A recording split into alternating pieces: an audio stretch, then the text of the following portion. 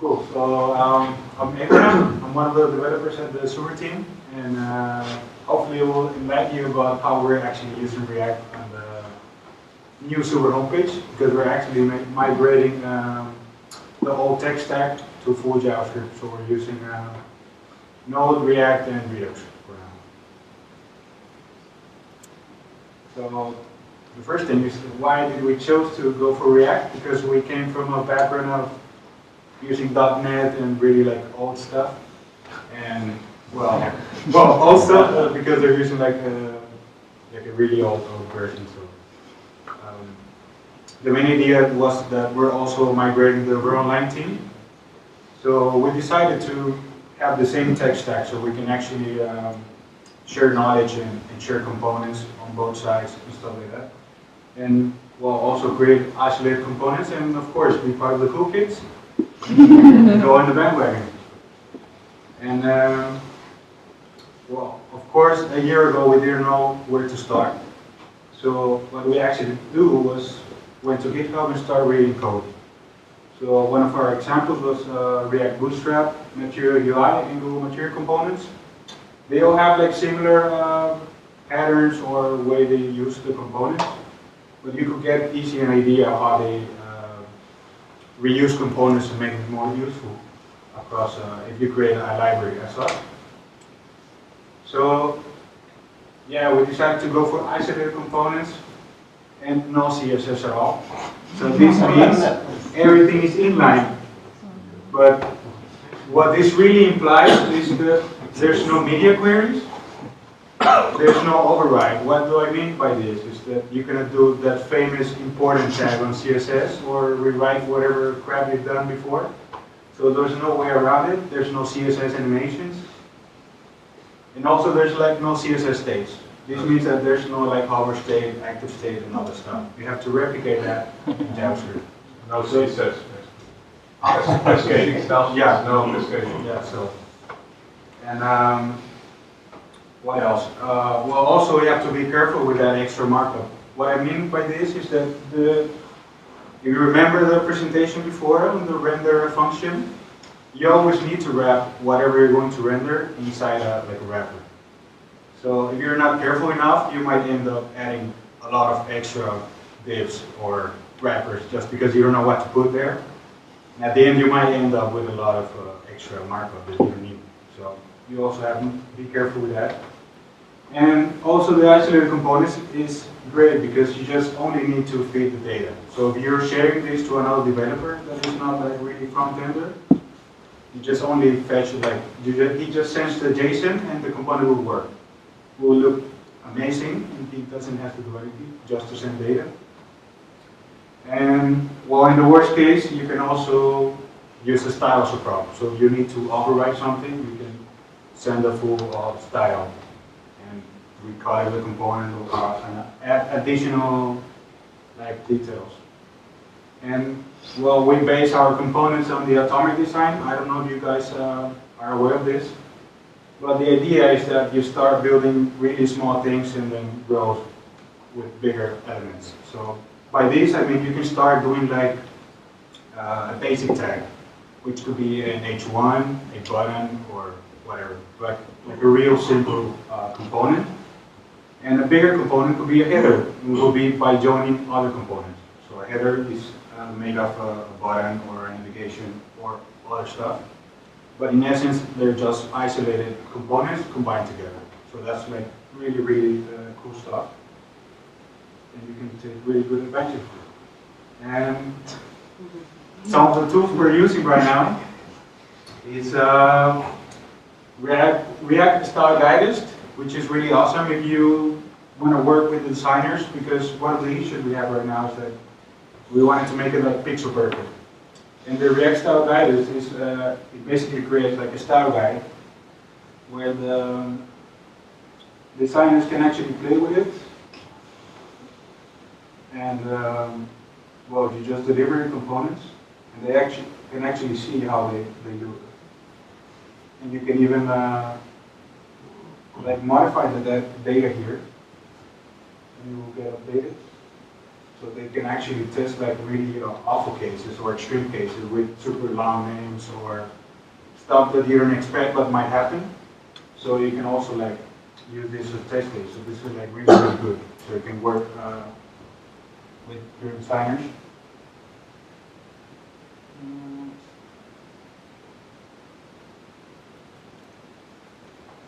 What else? We're also using the ESLint Airbnb, which is basically just to make that everyone in the team have the same style code. So that's just mainly for like easy reading and have the same style everywhere. We're also using the React Grid system that was made in-house by one of our colleagues over there, which is Herman. Which was one of the things that as we decided to go for the inline styles with no CSS, well, we didn't want to use like Bootstrap with CSS. So we created like also a React grid system as Bootstrap, but with everything inline. So that's what we're actually using. For animations, we started using React Transition Group, but as I mentioned before, it adds like a lot of extra markup because you also need to wrap everything around something. So you can actually like trigger the animation. So that's also like one of the things that you might have trouble with. So then we started taking a look at React Motion. And for example, with React Transition, as you have to do like all the animations with JavaScript, we were like, okay, what's the most famous popular library for doing JS animations? Which is Bringsock. But Bringsock was not supported to be like a package for NPM. So then we also need to add like an extra wrap-up just to use that and combine it with React Transition Group. And then we make it work, but it's kind of messy at the end. So then we're now opting for React Motion, which is also like an animation library, but it doesn't give you enough freedom as the other one, in my opinion, but you can also create pretty smooth animations.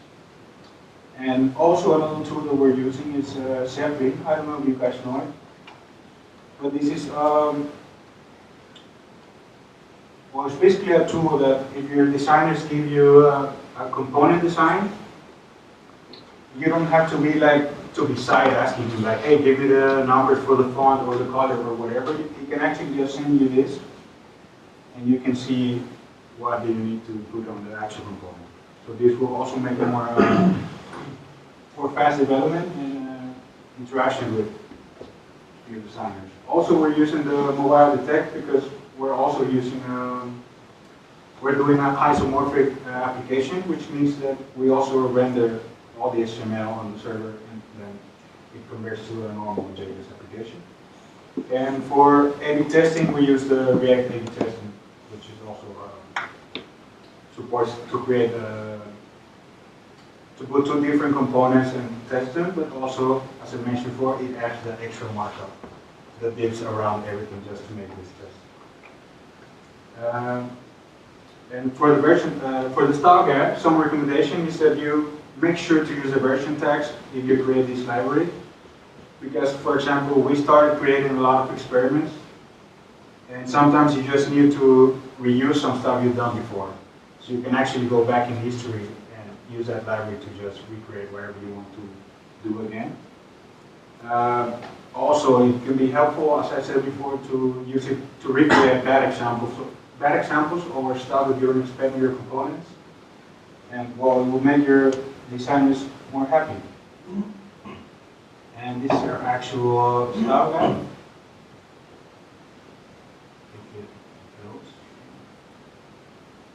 So for example, these are all the actual components we have on our site, as you can see.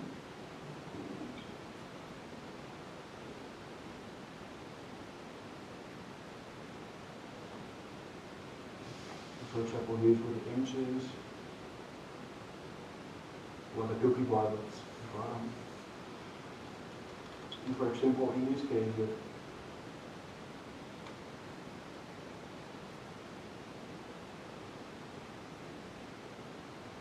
for example, that you can just make like super long titles, and you will see that it doesn't look good. So then you can just start fixing those cases.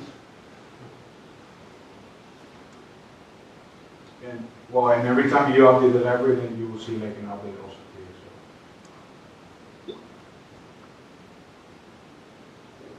example here, if it's 4, then it will change automatically. So you just need to send data, and it has its own style, so that it can really upgrade for our team, because we can develop faster and do experiments.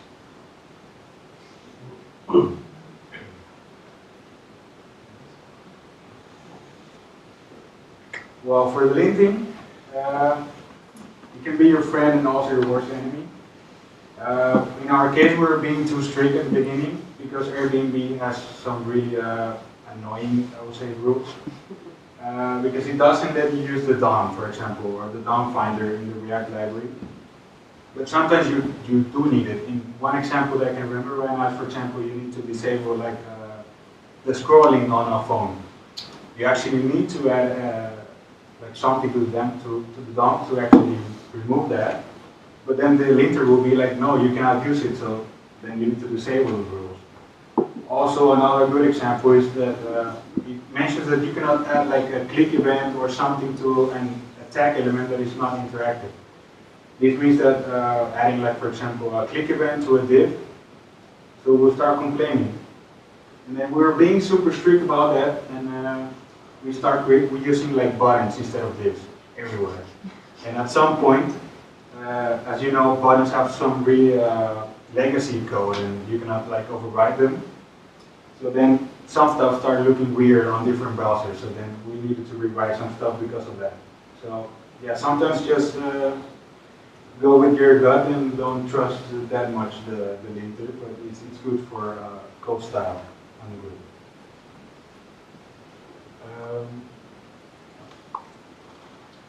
And to make it responsive, on our style library we have some basic stuff as if you have on a normal CSS file. We have the colors, the typography, or some basic sizes, so you can easily modify that and use them across your library. Of course, we use the React grid system. Also make sure they use the JS events with moderation, in our case because we don't have CSS. So for every resizing stuff, we need to add an event listener to the actual web page. So if you're not careful enough, you might end up like with thousands of these event listeners on the page, and well, it can get a little bit messy.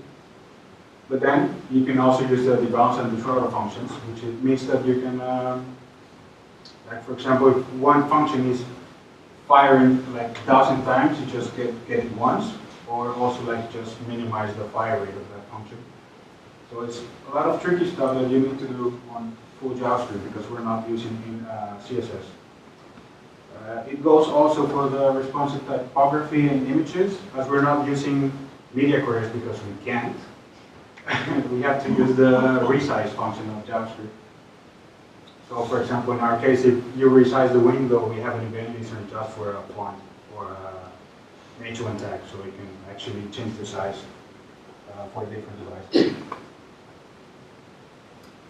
One of example is this utility that we have on the React grid system,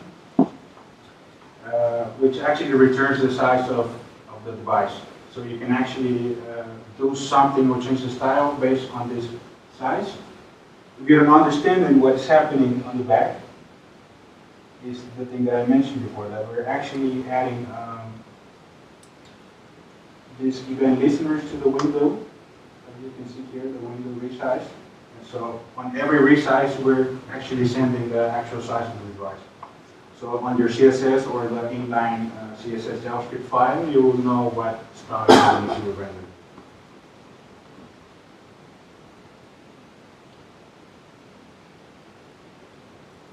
And for testing the components, well, I'm not a big fan of it, but we have to do it. So the first thing, if you're doing also like isolated components, don't test the obvious. Don't be testing like, is this an H1 tag or this is some really specific dumb thing that you know is going to be true always. So just make sure that your component is actually rendering something, but don't be like super annoyingly checking the tag or something like that. What we actually do is higher level testing. We actually test the page, and for example, on our home page, we make sure that the search component reacts to keyboard inputs or an enter key or stuff like that, but mainly like a higher level. And we're using actually PDE testing with Cucumber.js, also with Selenium, browser stack. And one of the messy things that we are doing right now is the React IDs in classes. We don't use classes because of inline. And so we only have like this reliable React ID. But every time you make a change in your layout or a page, this React ID changes. So then you will need to update all your tests again. So it's kind of annoying, but it's one of the downsides of the way we went like super extreme. But right now it works, so you might get into that case. So a little bit short, but a little bit. So if you have any questions, now is the time. Yes? So you said you were going a little bit extreme with no CSS at all. Would you want to rewrite everything then? To use CSS or reintroduce some aspects? Well, at the beginning I was a little bit skeptical, but it worked. So for now it has worked really well for us. I wouldn't rewrite it, but it has some downsides if you go like this way as us. I can imagine if you test it on slower devices, it will be challenging. Yeah, so it has pretty many downsides. But for example, as we're doing the isomorphic application, we're always at least make sure that you always see something. So if it's not clickable or it takes too long to react the application, at least you see something. So that's one of the good things, because everything is in line, so everything looks good at the beginning. So you don't have to wait for CSS loading stuff. Everything looks good. So that's one of the good parts. Yes. And within line CSS, does it also mean that the user downloads every time all the styles? You cannot cache them? For now, yes. But we also have a caption layer on top of the pages. But yeah, there's some stuff that you need to deal with if we go And, this way. the second question is, yeah, because like obsoleting the CSS is a really extreme way. So my question is, how do you deal without all these modern CSS tools? Like, well, I cannot imagine writing styles without Sass, or I cannot imagine writing styles without auto-prefixer. How do you deal with that? Do you write your own tools? Right now, no. But for example, as we don't need that much to write, for example, auto prefix, because as we're doing isolated components, so if we have an issue with one component, you just add the prefix on that one, and that's it. But imagine you have 100 components, and then you need to add 100 prefixes for 100 components. Yeah, at this point, we're not going to, well, we're not yet on that point that we have that many components, so we haven't solved that issue yet. Because for now, I would say that just 3 or 4 components need like auto prefix, so we haven't gone to that testing. So yeah, I can imagine we've been trying to figure out how to optimize our component library, but yeah, it's on. Well, I would say on demand. If we get onto that issue more frequently, then we might need to fix it. But of course, we cannot get rid of completely about CSS, because we do have a CSS part in the HTML page, but it's just for the font, for the family, and also for some other stuff about setting the root font, because you cannot get away with that on email. So that's the only main issue we have right now. But for right now, it has been working pretty great, and we can show you.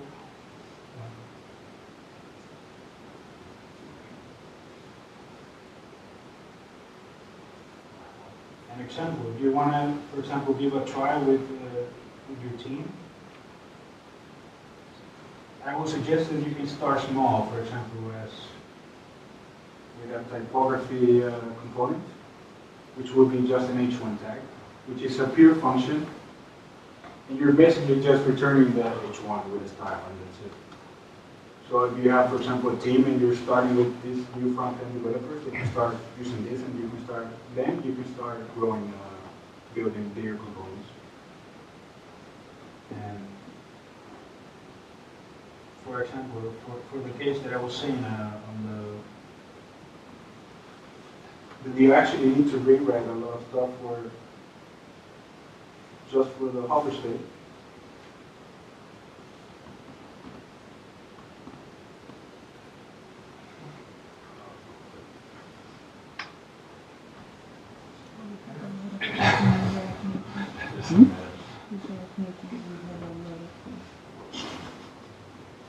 For example, you might end up with lots of. Maybe at Linting, can you increase the font size? This is not responsive.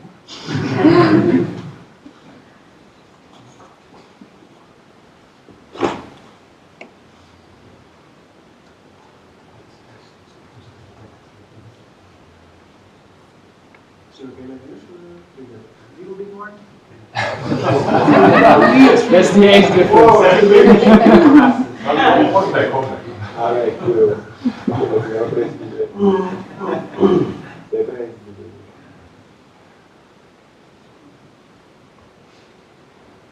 For example, at some point, this is like our most painful component, which is just a link. But as you can see, it can be pretty messy because we decided not to use CSS. But it's hopefully just for some few components, not everything. But also I have to say that it's a little bit messy because we have to do some tricky parts just to use the SEO Google thingy. So it has some also like implications that why is it so big. But What was the value you were trying to get out of not using CSS? What did you want to gain? well, as you can see that we started and you know that React is just a viewport. But at the beginning to start actually using React with your application, you need to set up a lot of stuff first, like all your development environment. So then we were like, yeah, I don't want us to keep adding more dependencies to our web page, so we just try to make like completely isolated stuff. So for example, one developer can be, we're a small team right now, one developer can be building the backend or the API, the other one can be building components, and at the end you just like get the library of components and just put it there and it will work. So at that point it's really efficient for us, because you can test the components completely isolated, it will work, and that's it. And the other guy can just like build a page like Legos, just putting blocks in there and it will work, and you will get more visual. So at this point, it's really good for it. Really works for us. It makes us more faster web development. So. Any more questions? In the last slide, you mentioned that for testing you have this problem of the IDs everywhere. Did you try the page of the pattern or do you like it? No, we didn't. We haven't gone that far on testing, so we haven't tried that. All more libraries, but that's one of the issues we have.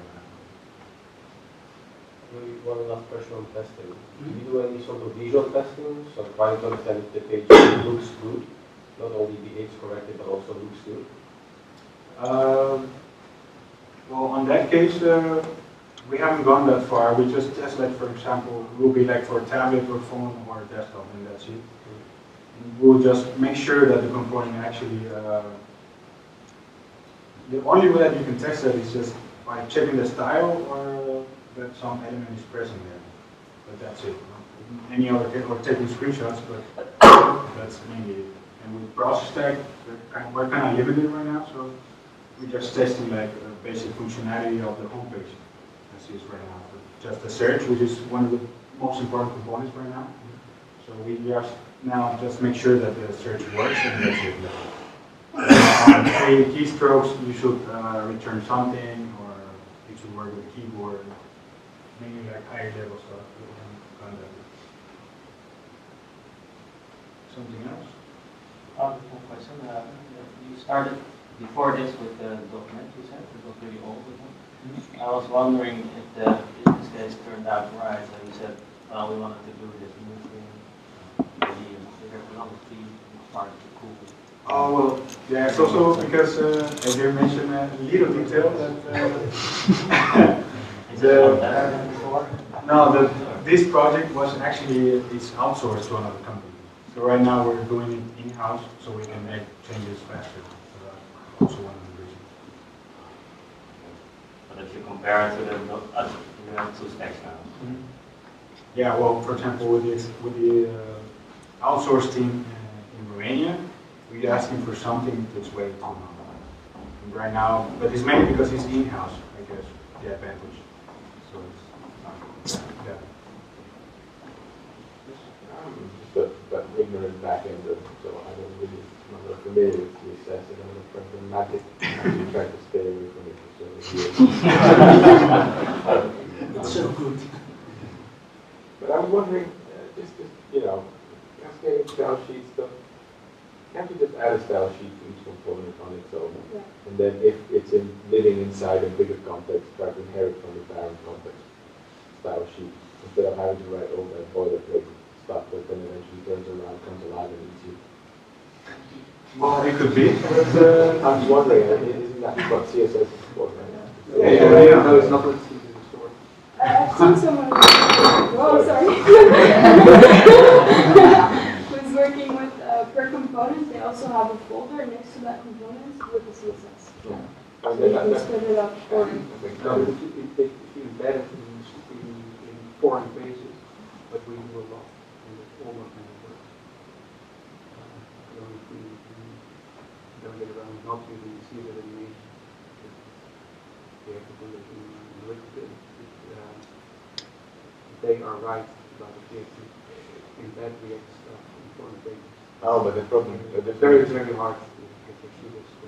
We have all kinds of stuff just for that. And a lot of prefixes to even then.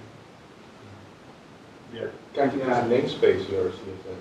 Yeah, You can using CSS modules or something. yeah, you can do this. You always have somebody who says div with margin 50 pixels important.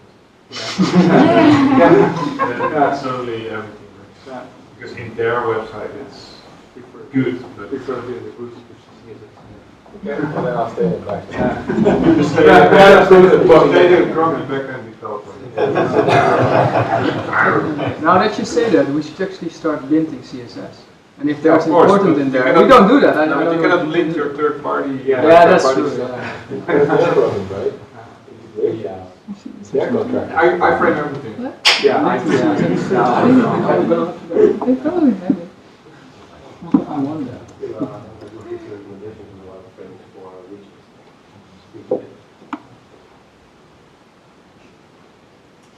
Well, for example, in this case, we have this big component. This is like the basic structure, and we have the style here. And the advantage is that, for example, if the other team wants to use one of the components,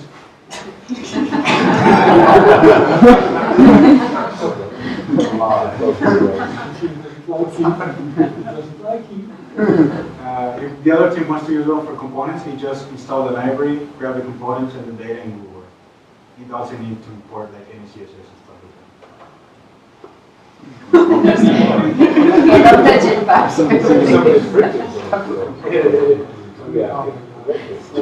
I'm sorry, guys. It's okay.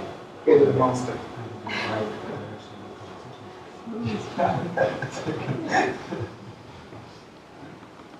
So, if there's no any more questions, that will be all. And yeah, thank you guys.